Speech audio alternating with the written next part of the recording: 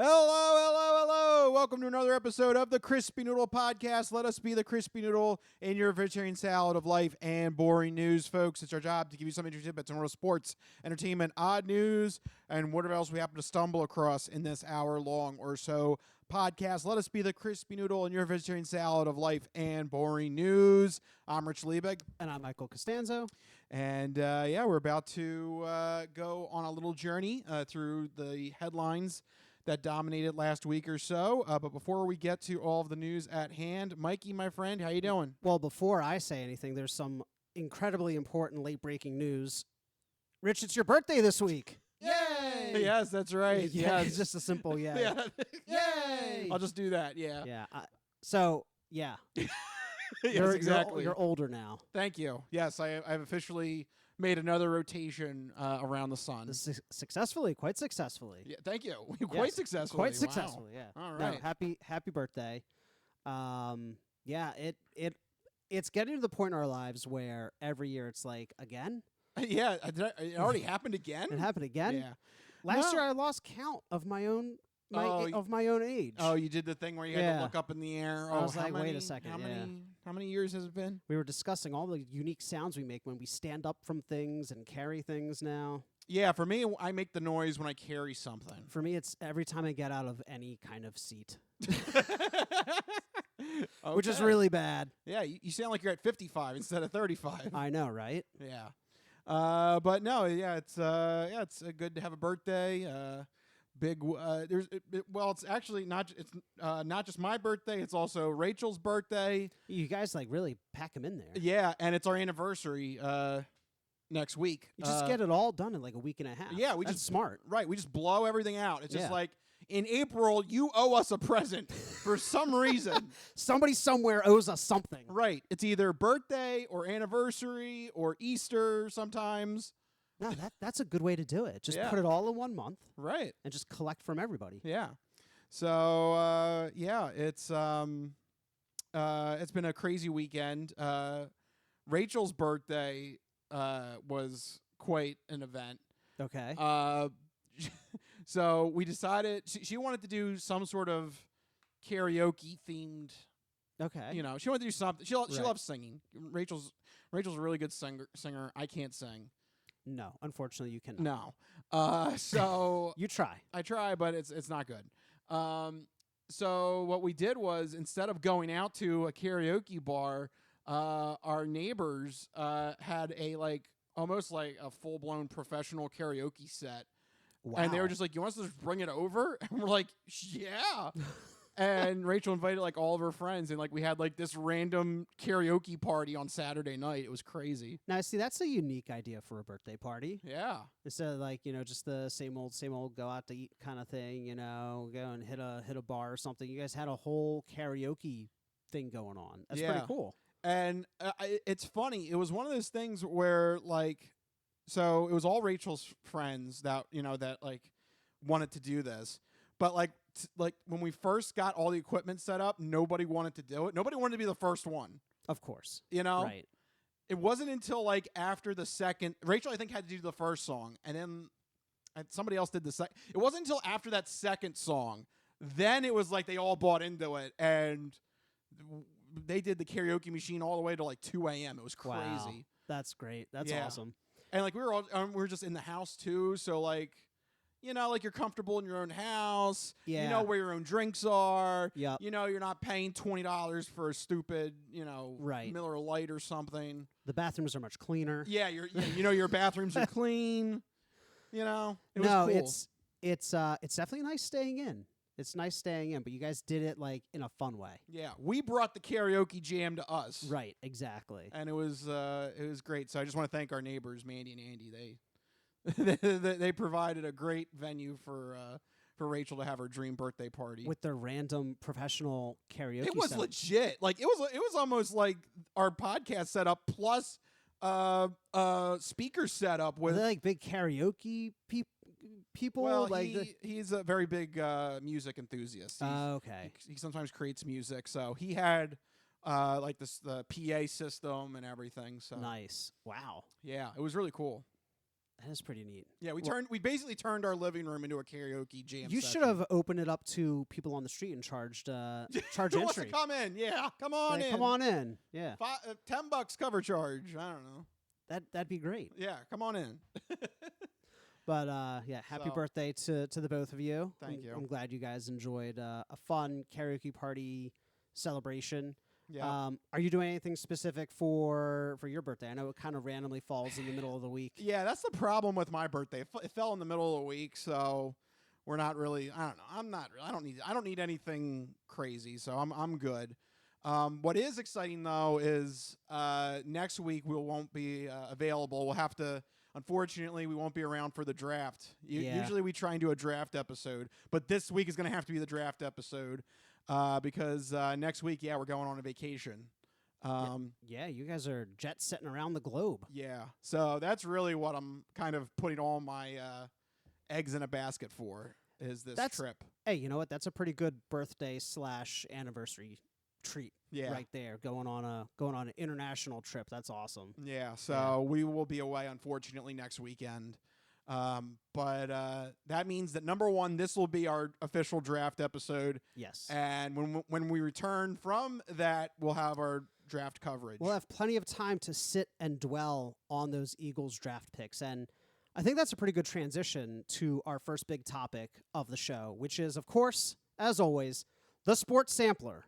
So you're not good at sports. It's a very small part of life. Sports. In your face. Ha ha! That's right. Sports coming at you in your face here. But before we get to the current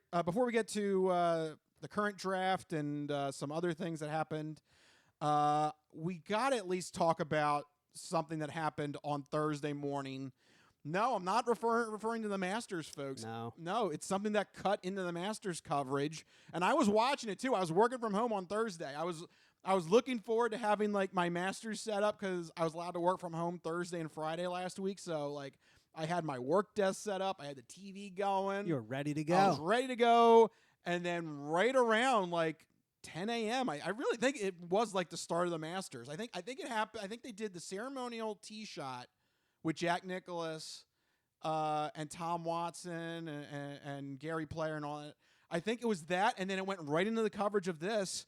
O.J. Simpson suddenly dying, and it's just a complicated legacy. There, you could tell that ESPN was having kind of a really difficult time trying to figure out how to address this because, on one hand, he was a legendary running back. I mean, he's a football Hall of Famer. I mean, he did it all during his time in the league, and then afterwards he had an acting career going on. Pretty good acting career too. I mean, he was in the Naked Gun series. Yeah, the Naked Gun movies were very popular. He did a couple TV stints, but then something happened. Yeah, and then the double murder. Yeah. So it's a little thing happened called murder. It's like a bad Saturday Night Live skit. It really is, and it's so difficult. You made a great point. It's so difficult talking about a legacy like that because you have the two complete opposite ends of the spectrum. You have like one of the best in his chosen fields, and then he successfully goes into another field and has success in it. But then also, like, the worst thing you could do to another human being. I thought you were about to say he had success in another field. Well, I mean, he got away with murder. And, yeah, I mean, it's tough. It's tough to balance all that. But your parallelism was going into very interesting places. It was. I mean, depending on how you want to define success. Yes. I mean, yeah. But, O.J. Simpson passing away at the age of 76. I believe it's from complications due to cancer. Yes. We just got a news bulletin from Cancer. Cancer says they didn't do it. They didn't do it? They published a book, If We Did Do It. By cancer. Yeah, so a very complicated legacy, but one that can't be ignored. Yeah. It's definitely tricky to talk about. But I think you have to mention everything. The murder, it's part of the whole And it's saga. it's only fair. They say don't speak ill of the dead, but we're not speaking ill of the dead when No, it's I all mean- part of his history, his life. Well, It's stuff that happened. It's not just his history. It crosses over into American history. Yeah, 'Cause this- no, that's true. This takes precedence in terms of race relations. Yeah, In the early 90s. yeah, It crosses into actual U.S. history. right. It does. So, I mean, I think you have a right to kind of, review the facts of all parts of it. of his life. Yeah, that transcends when it starts going into the realm of objective history. I think you have a right to go there. You know? have to. You have to. Yeah. So, yeah, a legend in many different ways. Yes. And I will say, just one of the best things ever this weekend was to see people relearn about Norm Macdonald when he was anchoring Saturday Night Live's Weekend Update during the OJ trial, because he was relentless. Oh man, He went after him every week, and I mean, it might be the first time where you had a Saturday Night Live figurehead say jokes, the audience not laughing, and him going, "Oh, does this bother you?" Oh wow. It's the first time that kind of humor permeated Saturday Night Live, and you could argue that it probably got him fired because he was willing to push the envelope, and he had no regrets. He was like OJ probably did it. You want sympathy for a murderer? And that was his thinking, but it made a lot of the audience uncomfortable, pushed the limits maybe a little bit too far than it should have, and you could argue it probably got him fired from Saturday Night Live, but he was relentless and unapologetic about it. And the best joke, I think, was actually the week after the verdict came down, when OJ was found innocent or was found not guilty. Right. The very next Saturday Night Live episode with Norm Macdonald as the host of Weekend Update, he just starts the Weekend Update. They do the announcement. Weekend Update. Goes right to Norm Macdonald, and he just turns to the camera and says, "Well, apparently murder is legal now in California." Oh boy. Just straight to it. I mean, what else can you do? What else can you say? Just dive into the pool. Straight into the deep end. Yeah. He's not even testing the water, just jumping straight in. Yeah, you made it this far. Just dive right in at that point. That's awesome. That's one of the things that I was happy to see kind of get floated back to the surface, was the comedy of Norm Macdonald. He was just unafraid to tell his jokes the way he wanted to do it. So if there's one good thing to come out of this, go relive some of those skits. Yeah. There's a whole YouTube clip devoted to Norm's specific OJ jokes, and it's 11 minutes. Wow, that's a weirdly long clip. Well, the trial or went on. all the cut up. Yeah, The trial went on for a good deal of time. Yeah, And it was every week, so it would just be what was the latest and he only had to do was 3 jokes. yeah. Mhm. 3 jokes a week. Boom, boom, boom, boom, boom. Yeah, it Over adds that up. period of time, yeah, no, Yeah, that's true. So I would recommend that if you're looking for a way to spin this into a positive. There you go. Yeah. Stay positive. But yeah, true event there, as OJ preempted the Masters beginning coverage. He ruined the coverage for you. At least this day one of it. Yeah, Day a little one. bit. Yeah. But it was a 4-day event. Yes. And we have the results here. I make it sound like we're the official. you sound like Al Pacino. In my eyes. See? My eyes see. Who is that? Someone named Scotty Scheffler. Do I see this? Do I see this? Yeah. I think my eyes are seeing correctly, Rich, that Scotty Scheffler did in fact win the Masters, the whole thing, the whole kit and caboodle. Yeah. You did mention him last week. You said that he was by far the favorite, correct? Yeah. He was the overall favorite at 3-1, which is the lowest odds that we've ever seen, probably since Tiger in his heyday. I mean, Well, he did it. He deserved it. Yep. And guess what? That's the first time since 2005, if I remember correctly, that somebody favored at 5-1 or under won the Masters as predicted. Really? Yeah. It's very tough to win a golf tournament. It's one versus 100 other golfers. And you got to do it over the course of like 4 days. Yes. It's not just one good day of golf. It's an entire weekend. That's right. And Scotty Scheffler, he just played like he had ice in his veins. He was always like, you know, first, second, or third on the leaderboard, but he never seemed to like create waves. He never seemed to have like any sort of magnificent shot or magnificent mistake. He just kept kind of steady as she goes, you know. You just got to stay consistent. Boom. And then Sunday, the back nine, he just played as well as you could as everybody else was falling apart. I mean, it's funny how sometimes what you just need is consistency. You just need to play smart. Don't put the ball where it's not supposed to go. Have good, second shots so that sets you up for pars and not bogeys. And that's exactly what Scotty Scheffler did. And he just had this kind of coolness. It never seemed to phase him going down the stretch. And you made an interesting point about that for lack of a better way of putting it, his mind really wasn't in the game. And you think that might be one of the contributing factors to why he was able to stay so cool, calm, and collected. Yes. So for those that have been following golf, Scotty Scheffler won the Masters in 2022. So he already he's like, whatever, this is just icing. Right. He already has the green jacket and the lifetime entry to Augusta Country Club. So he's already set there. But then the bigger story, too, and this was being played like on Friday, Saturday, and Sunday, was the fact that Scotty Scheffler told people that if something, for those that don't know his story, his wife is expected to give birth anytime during last week and this week. Like she's, they got everything ready to go for her to go to the hospital. She's at that stage.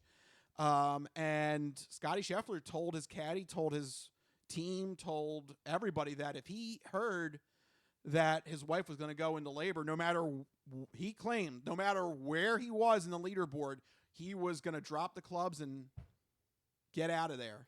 So for him, that's kind of, yes, exactly. Thank you, just Microsoft like that. You Edge. just drop everything and you just have to do what you got to do. I literally specifically, I watched him turn off all of his notifications. Thank you. Your PC just has very, very important stuff to tell you. Right. It's trying to show you how serious we are about this. But yeah, Scotty Scheffler. Every week. Yeah. With the Windows updates. Thank you. But Scotty Scheffler told his team that he was going to drop the clubs and bolt for his wife. I mean, it is nice to hear, these people at the top of their field recognize that at the end of the day, it is a game and there's things that do take precedent over that, like the birth of a child. Yeah. And I think that his prioritization of the correct things is what helped him stay calm, because he's like, at the end of the day, I made my winnings. I got my jacket. I play well. Didn't he already win this year anyway, too? In other tournaments? Yeah. Not to mention the fact he's probably had the best month ever by a golfer. Yeah, you said that he already won like 2 other tournaments recently. In the past month, just the past month, he has already won 2 other PGA Tour events, including the Arnold Palmer Invitational. Placed second in another one. I think that was the Players Championship, which is kind of considered a major on its own. And then he strolls into Augusta and just wins at the Masters. Yeah, so this is an unprecedented streak he's been on. As you put it, he's playing with house money. This is all just icing on top, and being able to eliminate the pressure. We talked briefly last week about what's his name, Jordan Spieth. Yeah, and the pressure, how it got to him when the talk of the next Tiger Woods came up. He missed the cut at this. That's pretty bad. During the history of our podcast, we talked about him like he was the next Tiger Woods, and he's completely fallen off a cliff since then because the pressure gets to him. He overextends and he pushes too hard, and he plays. Same thing with Rory. Rory has not won a Masters. Sloppy, risky golf. Meanwhile, this guy, he's like, I don't care, I'll leave. He's like, try me. Yeah. And he ends up winning the whole thing. I Yeah. think the secret is not caring. just just not caring, but just playing smart golf, playing to your strengths and weaknesses, realizing what you can and can't do, and not making mistakes. and just keeping your priorities in line. Like he was completely free of any kind of stress or burden because he's like, ultimately, this doesn't matter. Yeah, I might have to leave. Yeah. So he's playing carefree. Yeah, and it ended up having him win a second green jacket. Amazing. Well, not everybody was playing carefree, though. No. So Tiger Woods has a really great story and then a really bad story. Just up and down for Tiger Woods. So Tiger Woods played well on Thursday and Friday, just enough that he made the cut, which makes it a new record. Tiger Woods has made 24 consecutive Masters cuts. Talk about consistent. I mean, doing that for 24 straight years, that's impressive. Yes. So he has the new record. I don't know who's ever going to top that because you're gonna have to have a really longevity of a golf career to do so, and just consistency at that level. So that may be one Tiger takes with him all the way. Right. But then, unfortunately, on Saturday, when he could, try and make some other, noise to try and maybe climb up the leaderboard, instead, on Saturday, he shot an 82, which is 10 over par, which is kind of abysmal for a PGA professional. Yeah. And that instantly took him out of the race. I mean, at that point, he was literally golfing last on Sunday, or golfing first on Sunday. So because the worst people golf first? Or? Yeah, because you get them out, because there's no chance of them climbing up the board. Oh, man. So you get them over with. You set their tee time at like 9 a.m. Like, sorry. Get out of here by 11. Shoo, you're done. Right, I mean, yeah, because they're not in contention. Wow. That is rough, and what a crazy 180.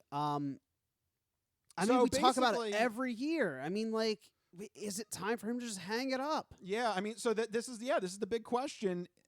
He's so enthralling. He still gets legions of crowds. Right. People still follow him. He's a big name. So I don't want to say he's bad for golf, because obviously whenever he attends, crowds come.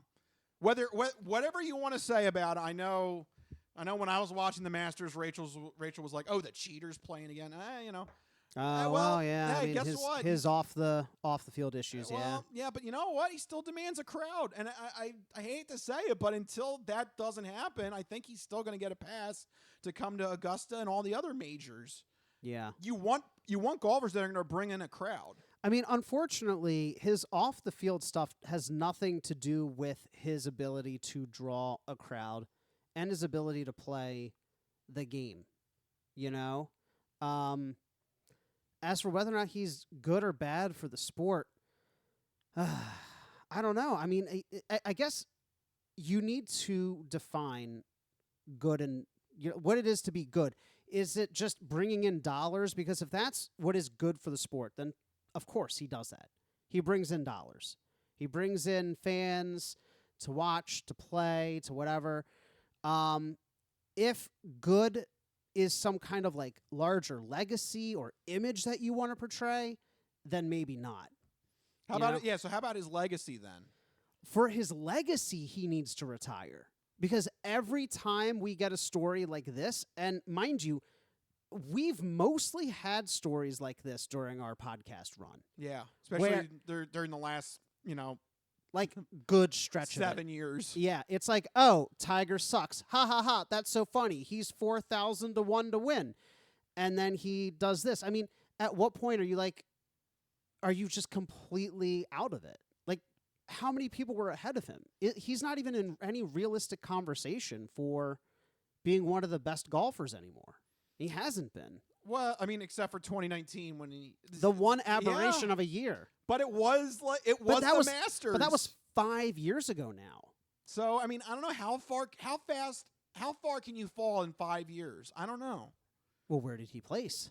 Well, for this, he placed last out of the people that made the cut. Oh, so dead last. Not dead last. Oh. He made the cut. How many people made the cut? Top 60 golfers. So he was 60 out of 60. Out of the people that made, you still made the cut. Out of How many? Well, that's like, what, 100, 110 golfers? Okay, so he's not even in the top half of his field. For the Masters this year, no. That's not very good. If you're like, I'm in the 48th percentile, I think you don't put a magnet on your fridge for that. I think I saw his paycheck for so what happens is the real reason why making the cut is important, folks, is It's that the money. Right, you get if you make the cut, you're guaranteed some winnings. Okay. So you make the cut and you fulfill. So what was his winnings for dead last of the cut? It was like $20,000 or something, which is Dude, what? For Tiger Woods? That's little That's nothing. That's probably what a drop in a bucket. That's probably what he spends on, I don't know, like stupid underpants or something. Yeah. So, it is kind of. Look, listen. If you are working in a field or some kind of practice and you are not even in the top half of possible participants, you're not doing a very good job. On a bell-shaped curve, you're on the wrong side of the curve officially. Officially. My final conclusion is I'm going to give him to 50. Well, I think he's 40. So he's 48 right now. He's got 49, 50. That's it. After 50, it's not happening. yeah. I think I don't think it's happening now, but I mean, I think that's the last bastion. the only thing he's damaging is his own legacy. Because he'll still be, quote unquote, good for golf in the fact that he's bringing in fans and dollars. The only thing he's damaging is his own legacy, which is kind of sad if you ask me. Yeah. But we'll see. Well, I mean, there's a whole, 3/4 of the year to play golf, I guess. Well, there's 3 majors left in the year. Yeah. So he's got 3 more majors to target if he wants to try and to finish 60th. Well, yeah, see what he can do.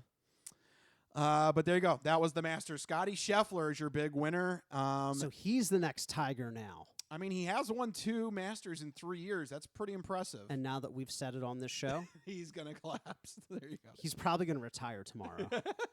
He's going to have his kid and be like, you know what? I don't need golf. And all of this will be completely irrelevant in like 36 hours. I got a baby now. I don't need golf. I'm fine. Yeah. I mean, what was the winnings? A couple million probably, right? Yeah. I think it's like $3 million to win the Masters or something. He's fine. Oh yeah. He made a bunch earlier in the month too. He's fine. You get that. Yeah, you get that. You get sponsorships. You get the you get the automatic invitation to come back. Oh yeah. He's fine. Go retire. Put in your kid's college fund. Yeah. So that's the Masters. That's the first major of the year. We'll keep an eye on the PGA Championship, the U.S. Open, and then the British Open, or as they call it, the Open. Because those fancy Brits, they did it first. It's just the Open, according to them. Interesting. Well, I'm more interested in the closed. Which is football. That's right. That's closed. That's like closed. That? Well, something that did close is a big Eagles deal. Before we get to the draft, some pre-draft news. The Eagles officially signed or extended wide receiver Devontae Smith to a 3-year, $75 million deal. My whole career, I've always done better than anybody else. Only because of one reason. I was born with a golden spoon. Yep, Smith gets his. He's got that golden spoon. Yep, Devonta and his golden spoon. He's got it. 3 years, $75 million, $51 million guaranteed. Locks him up with the Eagles through 2028. This was a great deal. Yeah. So first off, it rewards Smith, who's been one of the most loyal Eagles to the team, and honestly, I think it sends a message to AJ Brown. Yeah. Being like, hey, you know what? Just put your nose to the grindstone. If you believe in this team, if you keep supporting this team, we will reward you. Yeah, no, definitely. And treating him like the true number one that he is, because, we talk about A.J. Brown and Devontae Smith being 1A and 1B, and I do believe that. I believe that either one of these guys has the ability to take over a game. And we saw that at times last year where A.J. Brown would be on a crazy run, then he'd go a couple of games where he wasn't getting much done, and Devontae Smith just, breaks off a big one. I really like Devontae Smith. I hate the saying, but it's true. He plays much bigger than his size. his ability to go up and get the ball, to tear down field on those go routes. I mean, he's essential to making this Eagles offense work, and I'm really happy that we were able to get a deal done before that wide receiver market blows up with whatever Jamar Chase and the other guys are going to command. Speaking on that tangent, CD Lamb. Oh, yeah. Absent.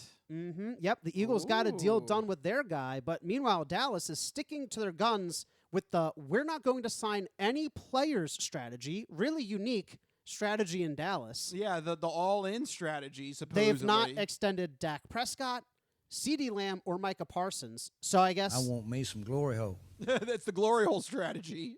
I want me some glory hole.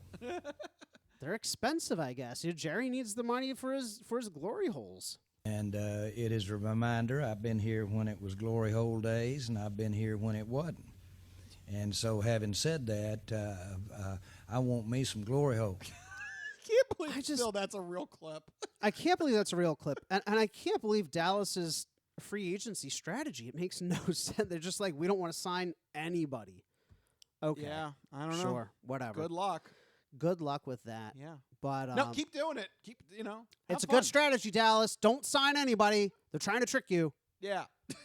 Is Micah Parsons really that good, though? Ask yourself that. Yeah. Ask yourself that. All right. How about the Eagles draft, though? Because that's coming up. Yeah. And we won't be there to cover it. So let's talk about the Eagles draft. It's coming up. Yes. What should the Eagles target? Well, the Eagles they're in a pretty good position. They have 3 picks in the first 2 rounds. They have their first-round pick at 22, and they have 2 second-round picks at 50 and 53. So they pick close together. That means they have a little bit of wiggle room for trading up or trading down and collecting even more picks. I think the first thing that Howie is going to do is he's going to try to take one of these second-rounders and one of these fifth-rounders. They have 3 fifth-round picks. They have nothing in the third round. They have nothing from 53 to 120. He wants a pick in the third round. I think one of his first things is going to be to try and make a deal to get into the third round at some point, just because that seems like his MO. In terms of positional needs, I think their biggest need, and the thing that I keep seeing mocked for the Eagles, is cornerback in the first round. However, this is the Eagles, and I went through, Rich, a lot of these mock drafts, and they mention cornerback Nate Wiggins, cornerback Quinion Mitchell, cornerback Kool-Aid McKinstry, which is a real name, and I love it. But no matter how many times I see these guys mentioned, I know for a fact they are going to take an offensive or defensive lineman, and we're going to have to live with it. No, God! No, God, please, no! No! No! No! I mean, what do you think? No, they got to go some sort of defensive back. There's nobody in the backfield. I mean, like, you are completely 100% accurate. Darius Slay is, 32, 33? And James Bradbury's just as old and terrible. That's it. There's nobody else in the backfield. And I know they have young guys coming up, Keely Ringo, and Eli Ricks and all these guys, but they're not viable starters yet. No. And they weren't intended to be. These guys were like 4th and 5th round picks. You need, I think, somebody with a higher floor. We have guys that have really high ceilings but really low floors. We need somebody with a higher floor. Yeah, it would be nice to have some consistency there. Yeah. So, no, I think he's got to go some sort of defensive back. But the last time we drafted corner in the first round was Lito Shepherd in 2002. Well, maybe it's time. It's been in 22 years. We're going to break a 22-year streak? Well, how about the Eagles drafting a wide receiver? That wasn't a thing.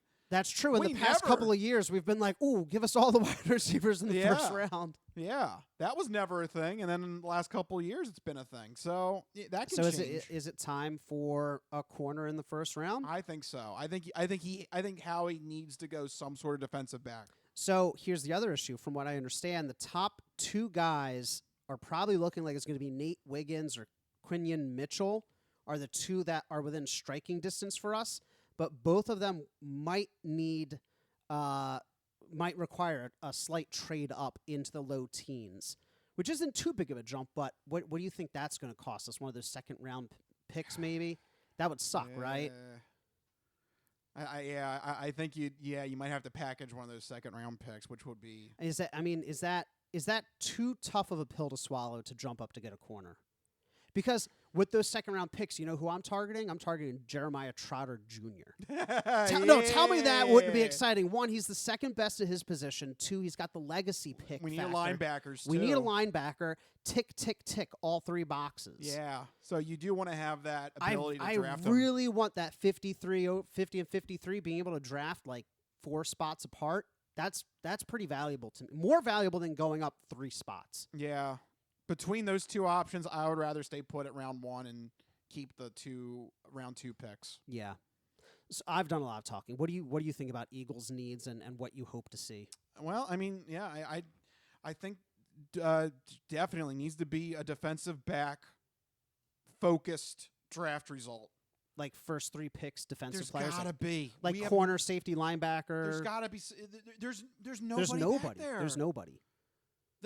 And this is a passing league. Yeah. Like, this is the main way that teams are going to score on you. We've undervalued safety and linebacker for so long. Yeah. It is becoming a glaring, like, high beams like issue for the Eagles. Like, and teams pick us apart. I know it was cool, that Super Bowl run that we had the most sacks ever on a team. Right. But that's not the way football is going to be moving forward. No. The league wants more scoring. They want more offense. They want more passing attacks. They're changing the rules to make that so. The passing game is really going to be paramount. Yeah. So if you can't stop them, I mean, you're just, you might as well be the New Orleans Saints that one year where they would lose games like 50-43. Yeah. No, I mean, it's definitely happened before, and especially the way that the passing game is evolving. Getting to the quarterback is not, I think, going to be the solution, the long-term solution going forward. The passing attacks in the NFL have evolved to the point where the ball is coming out at under 2.5 seconds. Yeah. And you just, like, defensive players are just not that's the way to beat a good defensive line. Not just defensive players, but like no player is that fast.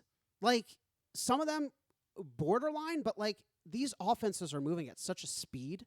Well, like when you look at the speeds coming out of the combine, like there's no way that you're going to be able to beat an NFL offense just by solely getting to the quarterback. No. You need some kind of elite coverage on the back end to give them an extra half second. Yep. Yep. So that's what the Eagles' needs are. But let's look at the top 5 overall draft picks. I think we all know the Bears are going to go Caleb Williams. They should. It's pretty obvious now. They traded Justin Fields. Yeah. They're going to go Caleb Williams. Washington's probably going to draft a quarterback. New England, again, probably is going to draft a quarterback. I still say New England's going to trade down. Ooh. I still think they're because in my mind, there's no way that you're like, Jacoby Brissett, baby, here we go. Bite the bullet. One more year. You build from the trenches, right? There is a lot of talent on the offensive line in this draft. The Patriots need help all over the place. They're a terrible team. So I think, why would you take the third best at a position when you could move back a spot or two, get the first best in another position, and get another first for next year? Well, I don't know. Actually, it's not going to be a spot or two. I think you would have to trade with either like the Giants or the Vikings. Vikings would be a good selection because they got 2 first-round picks. The Giants only need to move up, what is that, 3 spots? Yeah, I mean, you could still get a future first for that. Yeah, I mean, it's going to cost. Yeah. Well, I mean, the Giants are a good trade partner because the Giants are dumb enough to go up and take another Daniel Jones. Yeah. And the Patriots can just stockpile some picks. I mean, I think that's the way you build a team. I mean, we talked about it briefly last week, but are you still Well, what's your opinion? You think they're going to go quarterback? I think Patriots third go best? quarterback. Yeah, because Are they happy with third best? I think you it's almost like you have to be, because how often are you going to pick in the top 3 overall? That rarely happens, even if you're bad. Because Yeah. literally everything has to line up so that you are in that position to take that pick. You know, like it's extremely hard to come by one of those top 3 overall picks. I think you have, especially if you need a quarterback, I think you're just stuck with having to take a quarterback there. So right now I'm looking at like all the different mock drafts and best available and like, overall rankings and stuff. The third best quarterback, according to ESPN, would be Drake May from Yes. North Carolina. He's 6. They put him 6 overall on the big board. So maybe overdrafting a little bit, but it wouldn't be the worst thing in the world. No, and that's acceptable. But if they like Drake May, they think that he might be there at 6 because Arizona and the Chargers are not going for quarterback. No, but they could trade with somebody else who needs a quarterback. Don't forget about J.J. McCarthy. He's starting to get some buzz How around many him. quarterback needy teams are there? Really? There's a lot when you think about it. The Vikings. Raiders, they need a quarterback. Oh wait, that's right. What's his name? Carr went to New Orleans, right? Yeah. Okay. And Jimmy Garoppolo didn't work out. Right. And Broncos don't have anybody after jettisoning Russell Wilson. There's a lot of teams. That's a lot of spots the Broncos to jump up from 12 to 3. But if you're desperate enough, I guess. Well, I mean, that's true. So you have the Vikings and the Broncos drafting at 11 and 12. Actually, the Raiders, so all 3 teams you list are 11, 12, and 13. Well, even more to my point about the Patriots, if they want to start a bidding war, they could get a king's ransom for the 3rd overall. They go to the Raiders. They like, look, we got calls from the Broncos and the Vikings. What's your offer to jump 10 spots ahead of the other quarterback needy teams? Maybe not just a single future first, maybe multiple future firsts. Like as a GM, you're like 3rd best at a position or like multiple first-round picks for multiple years? But Mike, it's not just that. It's also what we need now. Well, right. They're not going to win. Even if they get Drake May, they're not going to win. No, but you have to set yourself up to look at least towards a future. No, there is no future in New England. You just want them to be dead in the dirt. No, I think from a team-building perspective, sometimes you got to take a down year to put yourself in a position. All right. Well, we will see what actually happens with the draft.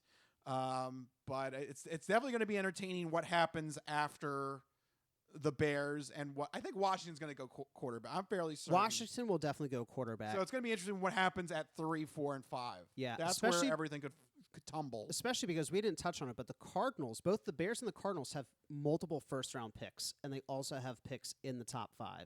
Yeah. So I think there's going to be a lot of movement in the first round. Yeah. All right. But now we got to leave the NFL draft behind, and instead we got to go to our 3-minute drill where we're going to knock out a topic in 3 minutes or less to close out the sports sampler. You ready, Mike? Let's do it. All right. Clock is armed. There you go. What's the topic? All right. Well, this week in the 3-minute drill, could this be the end of the Ohtani gambling controversy? Well, it appears that the feds have officially stated that they consider Ohtani to be a victim, and they will be charging his interpreter with bank fraud. Yeah, boy. Ohtani literally got the government to vouch for him. Yeah, that's pretty intense. So Ohtani's interpreter is accused of stealing about $16 million from the MLB star. If he's charged with bank fraud, that carries a maximum fine of $1 million and or 30 years in prison. And over his entire betting career, the interpreter lost over $40 million. He's $30 million in the red. Yeah, he's not very good at this gambling thing. Oh, also, this is over the course of like roughly 2 years. Yeah, he's not very good. No. Not a good gambler. On the bright side, none of the bets were on baseball games. So, like, weirdly, all the dominoes fell in Ohtani's favor. Yeah, I mean... Am I weird for thinking that's still suspicious? A little bit. You know, I'm with you. It's almost too neat. Yeah, it's like, like this crazy gambling thing, but, what is he, like, what's his name? Ulysses S. Grant, where he was, like, literally just, like, completely oblivious to all of the controversy and scams and scandals. Oh, I have no idea what's happening in my own cabinet. Who knows? Yeah, what? Really? $16 million? I don't care how many millions you have. I think I'd notice. I mean, that's pretty curious. I would think so, but I mean, Where did 8 figures of my money go? I would say so, but The Fed's vouching. That's a yeah, and for these like elite superstars, they really do just trust their team. You know, Yeah. they don't. They just focus on their job, whether it's that's true. whether it's music or sports or something. They just trust everybody else, and sometimes it comes back and bites them in the ass like this. So I guess in the end, Ohtani, you know, he has proven his innocence. I mean, literally, the federal government has vouched for when him. you have the government vouching for you, that's a pretty hard. That's a pretty good endorsement. That's hard to kind of route this all into one big conspiracy. Yeah. And going after the interpreter to the full extent of the law, it now it sounds like this is all legitimate and it seems to be on the right path. But probably for a while there, it was looking dicey. But Ohtani seems to have proven himself, and with the help of the government, he seems to be fine. I can't believe the federal government had to come in and vouch for somebody. But that's the world we live in. So take that, baseball. There's no gambling story here. Oh, good for you. Yeah, that's what all the people that are anti-Ohtani said after that press conference. Oh, good for you. You know, probably everybody in that division that that wanted to see Ohtani go or something. Yeah, everybody in that division was like fake happy. They're Yeah. like, oh yeah, oh, congratulations, I guess. Yeah. Okay. Good for you. So. Well, MLB is very excited though because he's basically the next Babe Ruth. Yes, and I'm sure they will continue to make a whole lot of money with him. Oh yeah. Filling the seats. Only for his interpreter to gamble away. What are the odds that he finds another gambler or finds another interpreter with a big gambling problem? Then we have to revisit the conspiracy theories. Yeah, that's not good. But it seems that all is straight with Ohtani's story, and he has been cleared of the incident. So we can just get back to regular baseball now. All 162 games of it. Yes. Since it's 162 games, we need to take a break. It's going to take a while to play all those. But when we return, we'll go into another realm. We'll go into the entertainment entree and then the non-fortune cookie odd news right after that. So don't go anywhere. This is the Crispy Noodle Podcast. We'll be right back.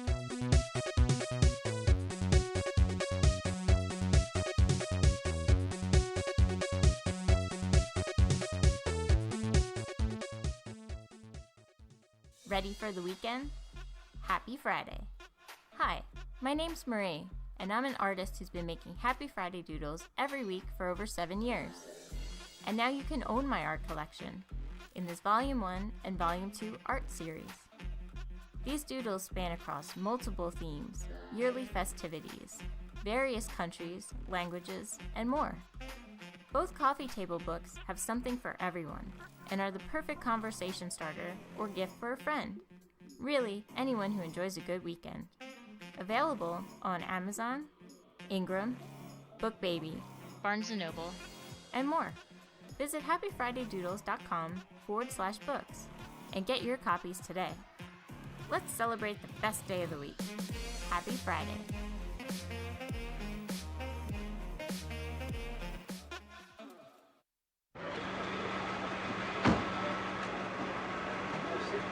Just a moment, you just assured me that I could speak. Sit down inside the car. We're not assuring anything. We're under arrest. Look, I'm under what? Come on. Gentlemen, this is Democracy Manifest. Have a look at the headlock here. See that chap over there? Get your hand off my penis! This is the bloke who got me on the penis before. Get some cups. Why did you do this to me? Hop in the car. Get some cups. For what reason? What is the charge? Eating a meal? A succulent Chinese meal? Oh, that's a nice headlock, sir.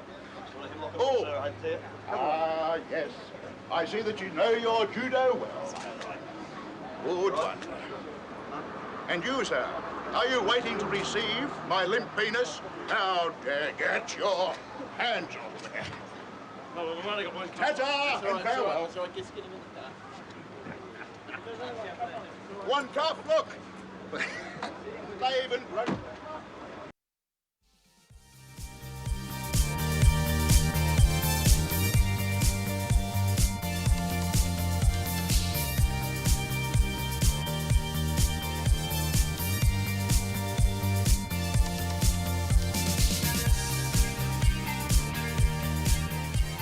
Oh, yeah, we're back here on the Crispy Noodle Podcast. We are done, the Sports Sampler.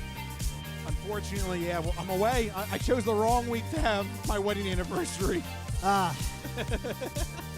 Missing the draft. Yeah, but that does mean that we will return knowing what happens in the draft when we come back for our next episode of the Crispy Noodle Podcast. Plenty of time to analyze. Yep.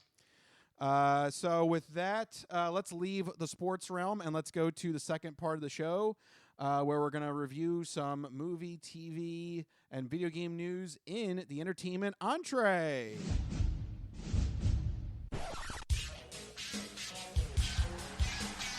And now, the latest in movies. The Simpson guy writes to movies. Dear Die Hard, you rock. Especially when that guy was on the roof. Music. I know what that is. That's music. Video games. I'm Commander Shepard, and this is my favorite store on the Citadel. Celebrities. You really know Warren Beatty? Yes, I do. I took a leak next to him once at the Golden Globes. And more. You're the all-singing, all-dancing crap of the world. This is the entertainment entree. All right, officially in entertainment entree mode, and we're going to start it off with the topic with a segment where Mike is going to let you know what you should keep an eye out for this upcoming weekend with new movies, TV, and video game news with Mike's This Week in Entertainment.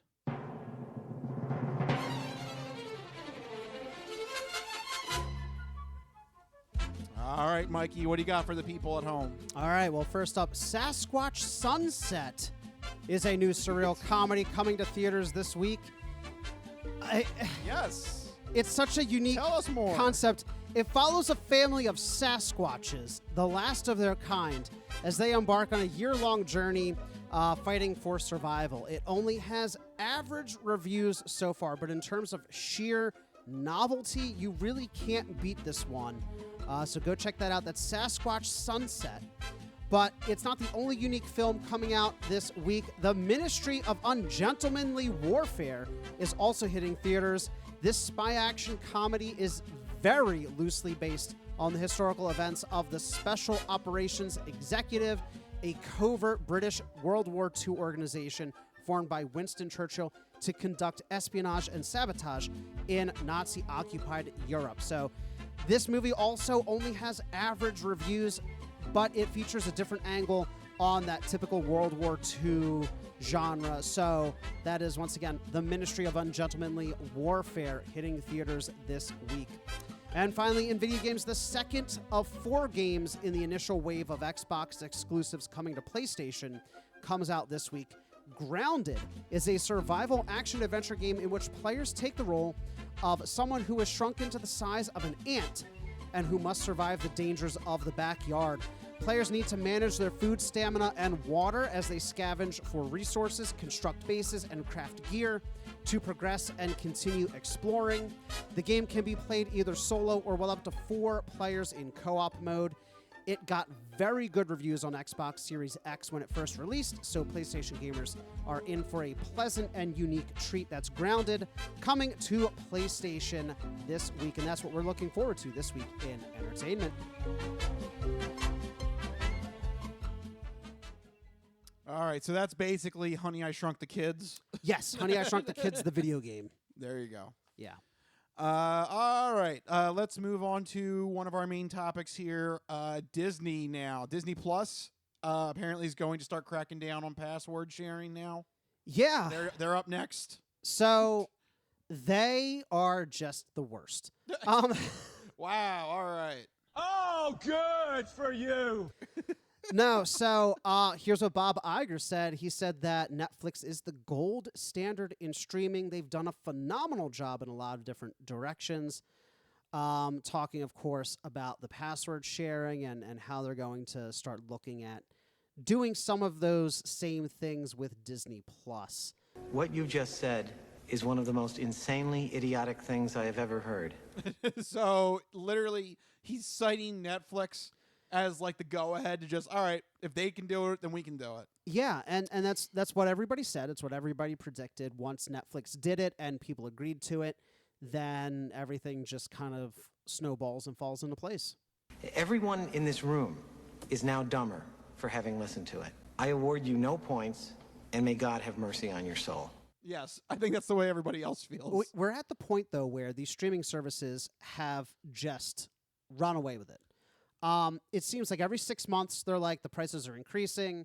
Then it's the password sharing. It's the content removal. Not just content removal. In cases like Max, it's like content like erasure from like Deletion. existence. Yeah. So I just am at a complete. I mean, we knew it was coming, but every time you see these headlines, it's like, come on, another one, another one, another one. And what really irks me about Disney specifically, and like I know that they're a business and they have to make money, but they're a whole company predicated on like the concept of family and like bringing people together and like except when they lose money. Right, movies for everyone except when two people are watching in different locations. How dare you? Yes. That's communism. How dare you take that $7 from us? Like, bro, chill. The Disney family must come first. Haha, do I gotta break your kneecaps? You son of a bitch. Don't mess with the mouse. The mouse will get you. I'm gonna find you. We're gonna find you. Haha, I'm gonna use your IP location. Gosh, Mickey, do I have to punch? Yeah, no, it's just it's Come on, Goofy, go get your Glock. Don't make me pop a cap in your ass. I can't do Donald, so don't ask. But it's just it's really upsetting, and it's like so like dystopian. I've lost Rich. He's done. Because I always forget you do a really good Goofy. I do. Yeah. One could say that I am Goofy. Yeah. But it's really take Goofy's name out of your mouth. Mickey just storms up on stage and slaps. I don't know who he's slapping. He's slapping somebody. Leave Goofy's name out of your mouth and pay me my $7.99 a month. I know all this is over $8. Mickey needs it. I don't know what Mickey's gonna do if he doesn't get his $7. I'm terrified now. I'm gonna slap a bitch. I'm gonna slap a bitch. He'll do it. Don't push him. He'll do it. Wait, so Gene from WCW also just pops out with a microphone. He'll do it. He'll do it. He'll do it. I am Ric Flair, the President of the United States. No. WCW. Oh, wait, no, it's this one. I'm the President of the United States. I'm the President of the company. If I want to stand out here naked, I'll do it. You'll do it. I'm Ric Flair. I'm the President. That's what you were thinking of. He'll do it. Yeah. He'll do it. Ooh, If I want to slap a bitch, I'll do it. He'll do it. I just did the whole skit myself. But yeah, I mean, there's not really much else to say. Mean Gene Goofy. Mean Gene. The two characters I didn't know needed to be combined. I love it. It's what it feels like. It feels like we're being like held up by like two thugs, Netflix and Disney. Yeah, and soon the rest of the gangs are going to show up too. It's only a matter of time, and I guess we should have foreseen this. You know, everybody for so long was like, oh, sharing the passwords, and oh, who else is still using, you know, their parents' password or like their friend from college or roommate's password, and you can't put that stuff out there and not expect these companies to be like, wait a second. Yeah, we're losing money here. Yeah.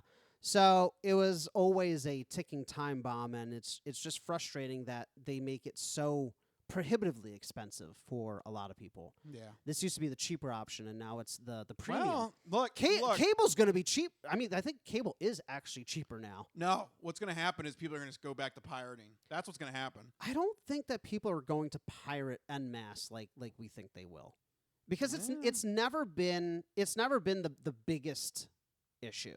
And now that it's easy, nobody's going to go back. You know? Maybe. But well, I mean, we will see. Yeah, well, we shall see. Look at this. Netflix saw strong subscriber growth, gaining 8.8 million subscribers after cracking down on password sharing. They didn't gain new subscribers. They're just forcing them to pay at gunpoint. Yeah. Yeah. It's like fake growth. Like, it doesn't, you know? Yeah. But anyway. Consistency. It was a very sad note to end on. Yeah. But, go back to Goofy, Mean Gene Goofy. I don't know what else to say. Disney sucks. I don't know. I don't know. Yeah. Yeah. Just I don't know. I can only imagine Gene interviewing like Hulk Hogan. I don't know. Like, what are you gonna do for the title, Hogan? I don't know, but like, yeah, there's nothing. I don't know where we're going with this. Yeah, it's gonna go into wrestling, and I know you're yeah. not, That's where I lose my my expertise. Yeah, sorry about that. No, because you suck, Hulk Hogan, and you suck, Hulk Hogan ass. If I could do more Disney characters, that's that the only could thing be you know one. about Hulk Hogan. Yeah. The only thing I know about Iron Hulk Sheik. Hogan is what the Iron Sheik says about Hulk Right, Hogan. the Iron Sheik didn't like him. All right, so how about we get to our second main topic that we wanted to get to here in the entertainment entree, and I know this is a very interesting study that you wanted to mention. Yeah, so a new study from, this is Newzoo. I don't know this this company, but apparently they have an annual game industry report that takes a whole bunch of data and analyzes it for the industry, and they have released their 2023 findings. And they discovered the big headline bullet point is that most of the playtime from 2023 gamers went toward games that are more than 6 years old. So the big finding here is that the vast majority of the top 10 games by average monthly active users is... That's what MAU stands for? That's what MAU stands for, right. Monthly active MAU. Users. Comes from games like Fortnite is the top across all platforms. Then you have other games on the list. Grand Theft Auto 5, which is not just a 6-year-old game, but yeah, that's a what is it, like an 11-year-old game. Like you have old. Counter-Strike 2, which is also I think like a decade old. You have Roblox, Minecraft, Rocket League is an old one. Rocket League's still up there, and Call of Duty, various Call of Duties, of course, on the list, but you can see from the top Fall 10. Guys, that's also relatively older Fall too. Guys, yeah. So that's the big bullet point here is that most gamers, 60% of total game time spent is on games that are older than 6 years old. Only one dedicated single-player game made the top 10, and that's Xbox's Starfield. Rich, just initial gut reaction to this finding. Is this surprising to you? Is this upsetting to you? Or is this like... It's a little surprising. I mean, I don't blame them because kind of my strategy with video games has always been to wait until games go on sale. Right. At that point, it's one of those 6-year-old games I've always, sometimes. yeah, I've always told you, Mike, I always kind of wait till after that like first round of hype kind of goes away. Yeah. And then I try to get it when it first goes like on like a 20% sale or 30% sale. You're a #patient gamer. Yeah. Yeah. Unless it's something like, unless it's like one of my favorite video games of all time. Like unless it's like a new BioShock. If they come out with like a BioShock 4, that's like day and date. Yeah. Or like a new Mass Effect or something. Yeah. But other than that, yeah, I like to try and wait after that first couple of waves of hype has gone through and then it goes on sale. So it doesn't surprise me that there is like a time lapse of what games are the most popular that are being played. But I am surprised it's a gap of 6 years or so. That's yeah, it's surprising that interesting. And I think really what this highlights is a shift in the industry and why we saw so many publishers and developers go this way into trying to find these games as a service type model. Because if you look at these games on this list, These are games that are games as a service. Fortnite, Grand Theft Auto, Roblox, Minecraft, where you want players to keep coming back and keep spending time and therefore money in these games. But also, I do think that the report is a little misleading because consider how you play a game like a single-player game a la God of War versus a game like Grand Theft Auto 5. You play a set amount of time with God of War, whatever that is, 20, 30, 40, 50 hours, and then you're done. Yeah, once you've either finished the storyline or you're 100% the game like you do. But all you the completionist bastard. Guilty as charged. It's going to take me 400 hours to beat Baldur's Gate 3 at this rate. Yeah.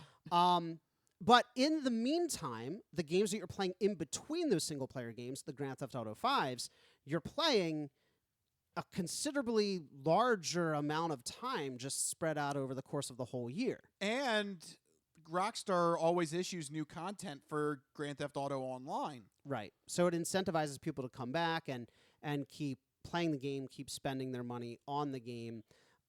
So I don't think it's necessarily fair to be like, oh, only one single-player game made this list, because that's not how people play single-player games, right? We're not constantly going back. I'm not going back to God of War and playing it 3-4 hours a week every single week, whereas some people might log in and play like an hour or two of Fortnite every week. I also think it's interesting, if you go by the average years of the game on the market, it kind of matches the audience, like when you think about it. It does. So, I didn't notice that. So, so Nintendo, younger audience, the average years is 3.9 years on the market. Then, like Xbox, PlayStation, more young adult, more people in their 20s and 30s. That average years on the market is 7.5 years. And then when you get to PC, that's like your legacy people that have built their rigs, people that have custom PCs. They switch parts in and out. That's almost 10 years on the That's market. up to 10 years. So it kind of makes sense on those lines as well. Yeah, like the younger kids will want to play newer things more often. It matches the audience. Yeah, that is interesting that I hadn't seen before. It really does. It does kind of like gradually increase like that.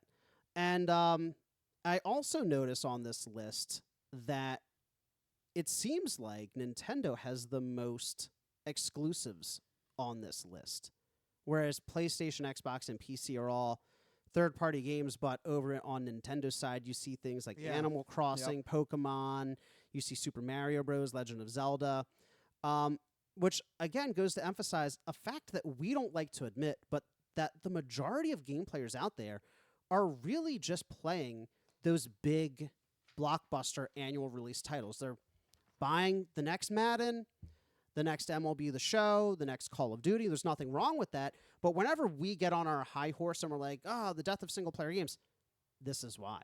Yeah, But unfortunately. I do think it is misleading to try and make that case there. Just a few more quick points here. This was kind of interesting, that only 23% of 2023 playtime was with those new games 2 years or younger, but half of that was on those big annual release titles like Madden or NBA titles. Right. Only 8% of video game playtime was spent on new non-annual titles like Diablo 4 or Baldur's Gate 3. But again, I know that sounds shocking, but I'm still in the camp of it's a little misleading. A little bit, yeah. Because you're more likely to play way more Madden than you are to play Baldur's Gate 3. Yeah. Like even if you spend 100 hours on it, you can easily spend, I mean, both of us have been very involved in multiplayer games at some point in our playing career.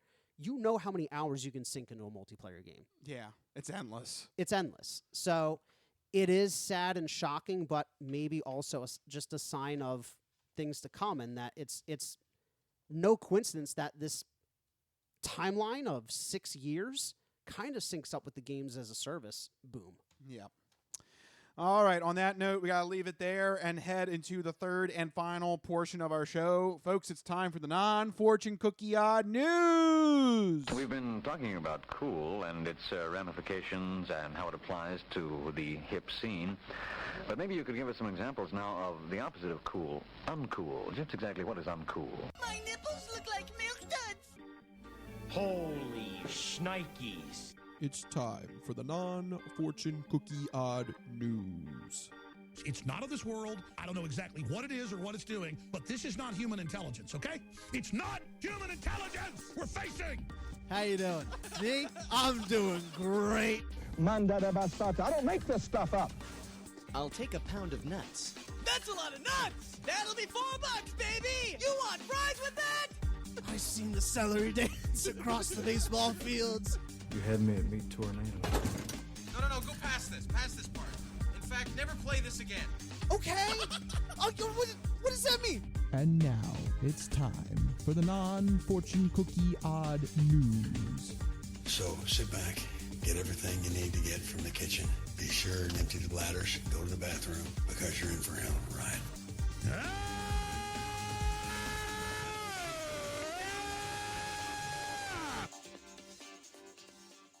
Odd news. That's right, everyone. It's time for the non-fortune cookie odd news. Here in this segment, Rich researches the news, he reads the news, and I react to the news. He finds a weird and wacky story and keeps it hidden from me, which ensures that all of my reactions are my genuine gut reactions to hearing this story for the very first time. I don't know what's about to happen. You guys don't know what's about to happen. And even Rich doesn't know what's about to happen because these stories always take us down wacky and wild paths. And I'm ready to get started. Where are we heading to? All right. In this story, we're going to go to Missouri. Missouri. I don't think we've ever been there. Maybe like once or twice. I'm sure at some point. At some point. We've been to pretty much every U.S. state in the odd news. Yeah. But if we not could frequently. catalog all of our odd news stories, I'm sure we've hit all of the 50 states. I'm pretty sure. Yeah, we'd have to have at this point. Yeah. But this story takes place in Berkeley, which is a suburb of St. Louis, Missouri. Okay. They once had a football team. Sorry, but yeah, everything relates back to football. So if you don't have a football team, sorry, you're not. Yeah, no, you're nothing. You're nothing. You're dead. You're dead to us. Unless you're on the odd news. You're alive to us again, but only briefly. Yes. So what did this suburb of St. Louis do? All right, so we're going to talk about the case of 34-year-old Christopher Michael Booth. Okay. He's got that 3-name action going on. Yeah, Christopher Michael Booth. He's got 2 first names. 2 first names, yes. I don't like that. And one of them's your name, too. One of them is my name, Christopher Michael Booth. I'm already suspicious. And then Booth. That one's just yeah. Yeah.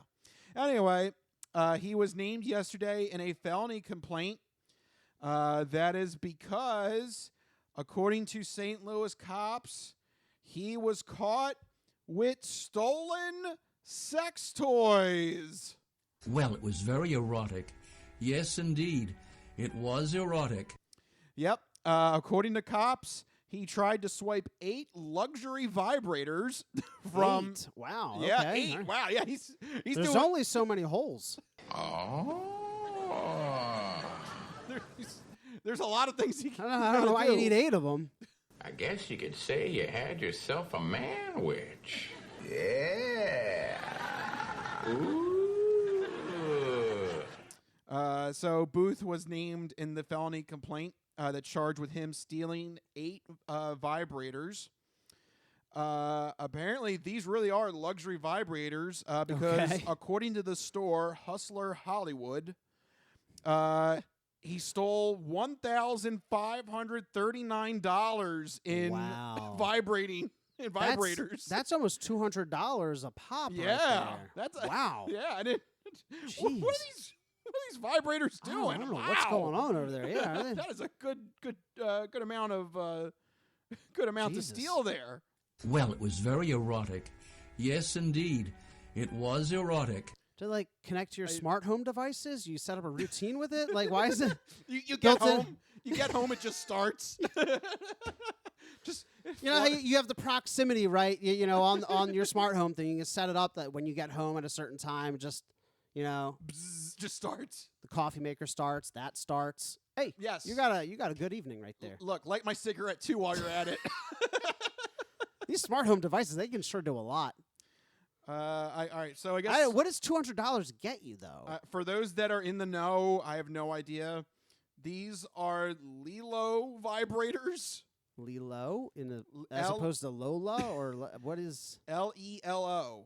I'm not gonna look them up, but they are a Swedish company that Swedes. says they are the world's leading designer for intimate lifestyle products. Wow. So I guess these fancy. these are fancy. He knew the good stuff. He knew I got to get those. He got $1,500 of the good stuff. Yeah, I'm not getting those bottom bin vibrators. I He need those. didn't get the bargain bin ones. Yeah. He didn't get the refurbished vibrators. Lightly used. This cannot be made good. It's shameful. It's a shameful, shameful day. No, he knew which ones to get. He wanted those Lilo He got ones. the top shelf vibrators, not the free sample ones. Yeah, samples. I gotta go try it. It's like the Costco of. I know some women who could hide a machine gun in there. Yeah. The Costco sex toys. They're like, yes, quite vibrating. Yes. Good. You gotta try all these out. There was a bit of a nastiness last night, yes? Some very extreme nastiness, yes. Well, while he might have known which ones to take, it wasn't very elegant how he did them, how he tried to take them. He literally had a white trash bag, threw the 8 vibrators in there, and raced out of the store. I guess he figured, look, I could do the whole stick it under my shirt kind of thing, but where does that ever get anyone? That's all you had to do, just scream. If you just grab it, scream, and run, people aren't likely to follow you. Yeah, it's very difficult. I mean, honestly, if you saw somebody walking around with like stuff stuffed under their shirt, you're going to be like, hey, what's going on? But if somebody grabbed something off a shelf, screamed, and then ran, I'd be like, you know what? That's okay. God bless you. God bless you. You do you. I'm going to continue doing me. Yeah. He then tried to fence the stolen vibrators on Facebook Marketplace. That was not a great idea, probably. Yeah, that's bold. This cannot be made good. It's shameful. It's a shameful, shameful day. I would like to have read that Facebook Marketplace listing. Yeah. Slightly used. Slightly used. Slightly stolen vibrators. Don't worry. I cleaned them. Yeah. Still in packaging. Oh, there you go. Oh, yeah, there you go. Still in packaging. As long as secondhand vibrators. Listen, don't buy that kind of stuff off of. First off, Facebook Marketplace already kind of concerns me. But secondly, that kind of stuff on there, absolutely not. Yeah. That's a hard pass. Okay, so cops saw the Facebook Marketplace posting. And that was where they're able to track him. But what really was the key to linking him to the robbery and linking everything together was the fact that Christopher Michael Booth has a huge tattoo of the number 314, which is the main St. Louis area code. So that's how they were able to link everything together. Wrong, wrong, wrong, wrong. Wrong, wrong, wrong, wrong. You're wrong. I'm a special kind of white guy. And let me guess, he's got this tattoo on his forehead or something stupid like that. Nope, he's got it on his neck. On his neck? And I That's have just as bad. And I have a photo if you've got the video feed. It is that's completely his big. neck. Oh, yeah, that's like, big. You can't even hide that with a collar. But I'm having a hard time seeing what kind of, is that like script or is that like, what kind of font is that? What kind of font is? I don't know. Font? I'm curious. Is that Times New Roman? What is that? That's not Times New Roman. It's size 400 Times New Roman. No. Yes, I'll give you that. The size, you're probably right. It's like 400 font. This guy looks like he's totally fed up. Like, you got caught, dude. You have no business being that, like I don't know, pouty or whatever you are. He's also got a pretty long neck too. Like, that is a long neck. Like, I don't have a very long neck. I feel like I should have a longer neck. Like, if you were to tell me, name a guy that's going to get busted due to his long neck, it would be that guy. It's that guy. Yeah, that's a long neck and a very big tattoo. I feel like a neck tattoo would hurt. Oh yeah, that's gotta. They're stabbing you right where you breathe, and talk and everything. Yeah. Like right there. Like even just as I'm poking my neck and I can feel my vocal cords move. That's not okay. I'm a special kind of white guy. No, I don't want them to stab that. Yeah. Just do that. Just touch it while you No, talk. I'm not touching that. No, I don't like the thought of it. It's weird, right? Yeah. Well, I'm not a big look. Tattoos. Everybody else, go ahead, get one. I'm never gonna get a tattoo. I don't like needles. I don't like pain. No, I don't like it. I will watch other people. You know, I will gladly view your tattoo and when it's respect your done, I don't want to tattoo, be there when it's getting done. Though. But I do not want a tattoo on myself. It seems that sounds horrible. like it hurts. Yeah, terribly. The pain does not justify the art, in my opinion. No, for myself. And what if they mess it up? Yeah, that's always my concern. Like I get so nervous even thinking about it. So yeah, I'd probably never get one. 1, because of the needles. 2, because of the pain. 3, because I'm terrified if the guy like sneezes and all of a sudden like all of a sudden I got like a whole I don't know. I just anything could go wrong. Yeah. So I would not get one myself, and certainly not a big one right on the neck. Not on the neck. That's come on, man. Like I've arm tattoos and stuff like that, but right on your neck. That you can't hide that. Also, it's big for people that are not on the video version of this. It is his entire neck. It's not like some people get like a flower or something like on the back of their neck. No, this is the front of his neck, and it is the entire neck. The one in 314 is basically his entire esophagus. Yeah, that even you just saying that made my whole body shiver. Yeah, that whole concept is just awful. Does that mean when he swallows the one moves? Oh God, stop! What is wrong with you? That's why would you? It wiggles like a little snake? Oh my God! This guy, he should team up with the Florida forehead guy. Yeah, and we need to have a Hall of Fame for for tattoos. For tattoos at this rate. There is a direct correlation, and I apologize because I know it's not true, but there seems to be a direct correlation between people who tattoo something ridiculous on their face or neck and people who appear in our odd news.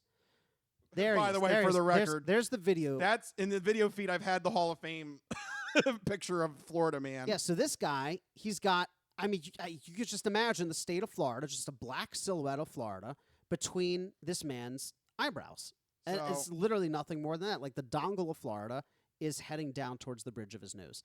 Then you have this guy with the guy who has 314 tattooed in size 400 font all around his neck. Yeah, these are pretty bad also, tattoos. Who takes that much? I don't take that much pride in my area code. Do you? I'm not 215. Like some people do. 610. Some people do. Take that. Are you 610? Well, no, I'm cell phone. Oh. Yeah, we don't do landlines anymore. 215. Even my cell phone is 215. Really? Yeah. Oh, interesting. Yeah. Yeah. Is it bad I literally know nobody's phone number? No, I'm horrible with it. I asked you what your area code is. I've known you for a really long time. I have no idea. Yeah, that's fine. If I ever lost your number, you'd just be gone. You'd just be gone. That's it. I have Rich no idea. died. I have no idea. It was his 35th birthday, and then I never heard from him again. It's really bad. Yeah.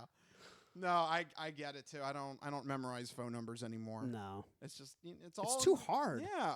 It's 10 numbers. Nobody's got time for that. Yeah, that's right, Mike. You tell it like it is with your girl. Ain't nobody got time for that. Yeah, Sweet Brown. Sweet Brown. That's why he got it tattooed on his neck, so he can look in a mirror and be like, oh yeah, that is my area code, in case I forgot. Do you remember the movie Bedazzled or no? I have no idea what that is. No, Bedeviled or Bedazzled or. I still don't know what that is. Bedazzle is like sticking rhinestones that's on. No, that's art. Bedazzled, bedeviled, or something. What do they do? So it had the guy from The Mummy. I can't remember his name, and he just won. Brendan Fraser. Yeah, Brendan Fraser.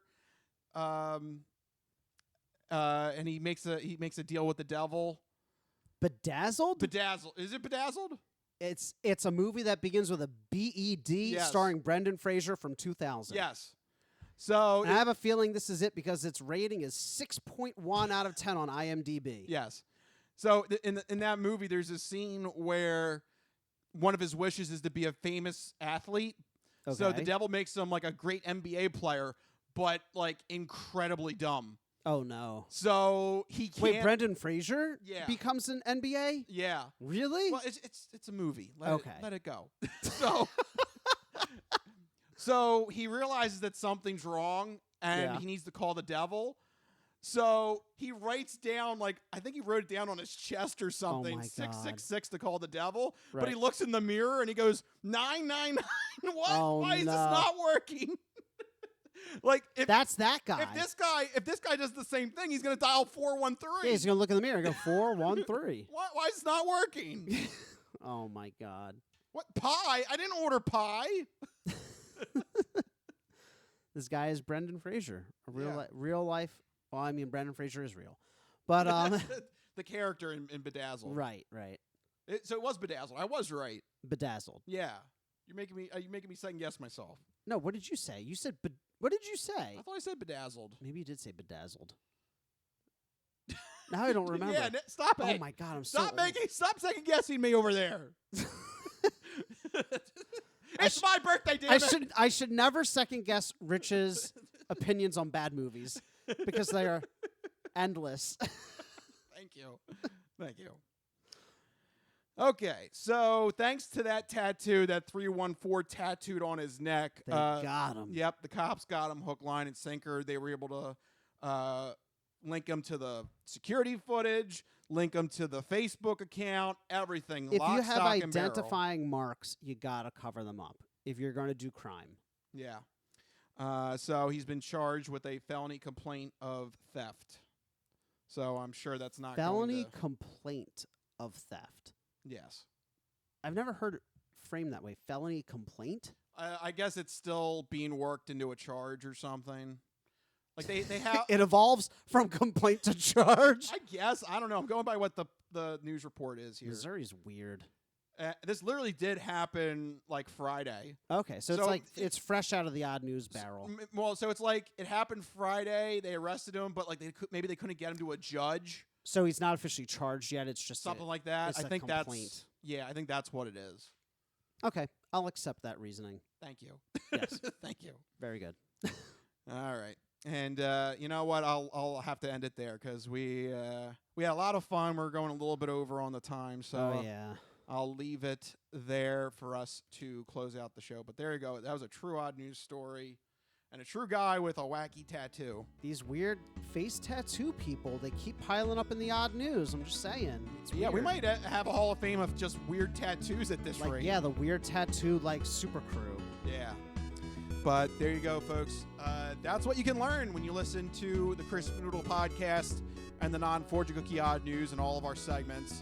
If you like what you heard, make sure you go to our website, thecrispynoodle.com. Make sure you follow us on all the social media hubbubaloo. But most importantly, make sure you have a way to get the podcast sent to you every week. 2 main ways to do that. First one is through YouTube. Go to our YouTube channel, hit the subscribe button, and you will get the episodes sent directly to your account every week when we release them. The second main way to do it is on Spotify. We put the video podcast up on Spotify so you can watch it directly on Spotify, but you can also put Spotify in the background and listen to us as an audio-only podcast. And using Android Auto and Apple CarPlay, you can take us on the go with you using that feature and Spotify together. So there's interesting ways you can enjoy the Crispy Noodle Podcast. Yep, so many ways to check out the Crispy Noodle Podcast. But if you need to get in touch with us individually to share your sports, entertainment, or odd news stories, you can find us on X, formerly known as Twitter. I'm at Mikey Costanzo, MikeyCostanzo. I'm at Rich Liebig, RichLiebig. Find us on X. Let us know what's happening. If there's something you want us to talk about, send it our way. Odd news goes to me. And if we do use your topic, we'll give you a sausage shout out. One more thing to reiterate: we will be off next week. I will be away. Mikey will be watching the draft very intently, taking notes, maybe. Probably not. Yes. So no new episode next week, but the week after that, we will be back in action, and we will give you our take on whatever the Eagles do. It could be anything. Oh, boy. Yeah, what will Howie have up his sleeve, and what will other teams do? Because we have disagreements on what's going to happen in the top 5. It's definitely going to be interesting. It's going to be interesting. So keep an eye on what happens in the draft, and then after that, the week after, come back here, and we'll give you our take on what happens in the draft. But for now, that'll do it. It's my birthday. I'm going to head out. it's time to go. We'll see you guys on the following week's episode after the draft. We'll see you guys then. See you guys. Later. Bye-bye, all you fine peoples. Good night.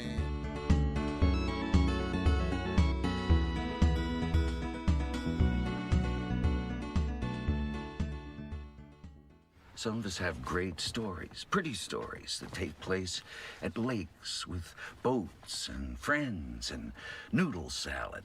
A lot of people, that's their story. Good times, noodle salad.